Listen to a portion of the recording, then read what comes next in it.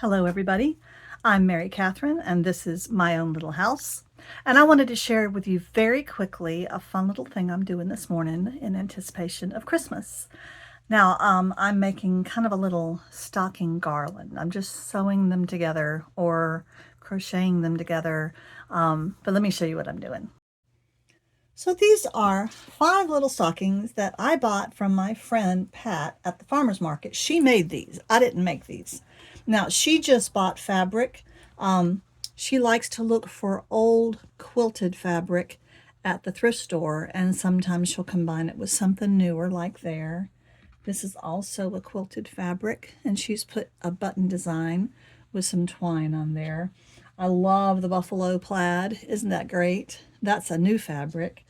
And then here's another really lovely quilt. Okay, so all that I'm going to do is take some green twine that I've put onto a needle. I want to find a way to put it through each stocking, but in between the stockings I want to crochet it so it's not just a thin little strand. So I'm going to see if I can work that out.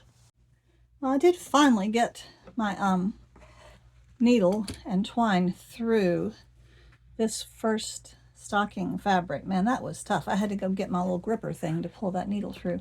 I think what I'm going to have to do is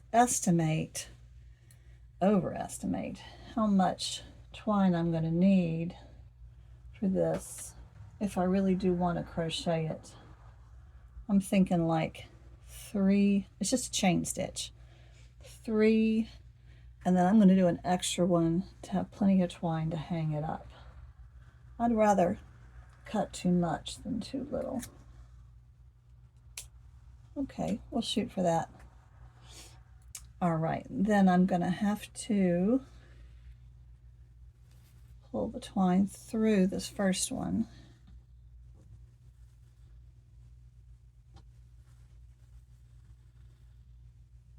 I'd love to give this as a gift to some nice family member this Christmas. Sure is cute. I have to think about that. Okay. And then I'll probably tie a nice secure knot here. Actually, I want to leave plenty of that for hanging. Okay. So, got a handy little crochet hook now. So now I'm going to crochet a little bit. These are going to be hanging from the string like this, of course, hanging down. So I'm just going to do a little bit of crochet here, chain stitch, and then pierce through that fabric.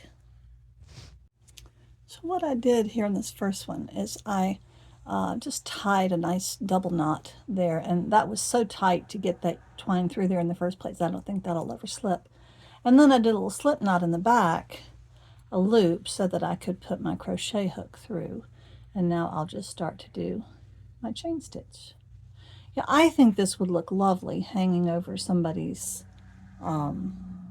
mantle. Wouldn't that be pretty? I'm going to do a nice loose chain stitch.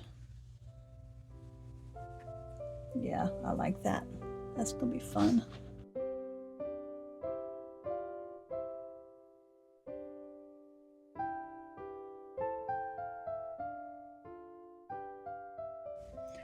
Okay, so I did about 13 chains across there. That looked like a good number.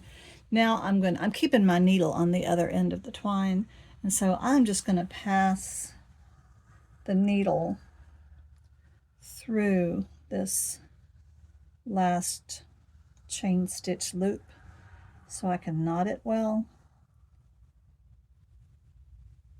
There we go. And then I'll probably do another knot to make it nice and hefty. And then I'll attach it to the next stocking. I kind of like the look of twine, especially with rustic things like old quilts and raw edges and buffalo plaid. It seemed like twine would be the best option.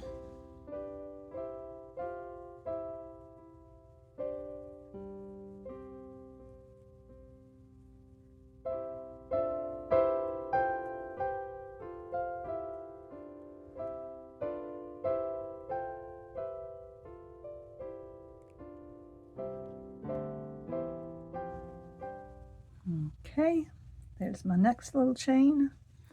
Now we're going to put it through the stocking. Now in this particular stocking, her trim goes right up to the top, and there's a big button there and lots of stuff going on. There's hot glue. So instead of trying to go through the front of the stocking, I went here, which I think will work fine.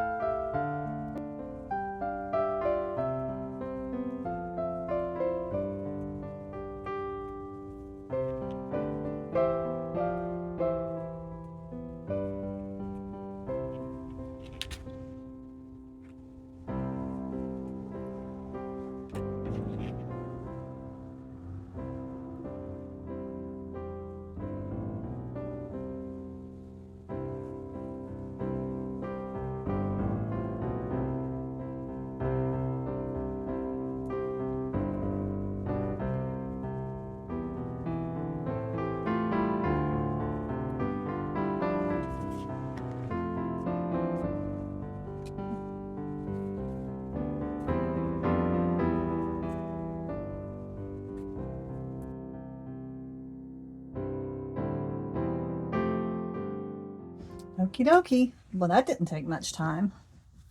I've got some nice strings on the end for attaching it wherever it needs to be attached. Did that just about right. I think that was about the right length. Now, I will mention about this kind of twine. It is very inconsistent in its thickness, and some portions of it are really thick and some are kind of thin. And so if you're having difficulty threading it, it was challenging sometimes to get it to put it through the fabric, but you may be trying to pull a thick section through instead of a thin section. So just shift the twine down on your needle and see if it's easier if you get a thin section. Okay, I'm going to try to find a place to put this up, even if it's just temporary.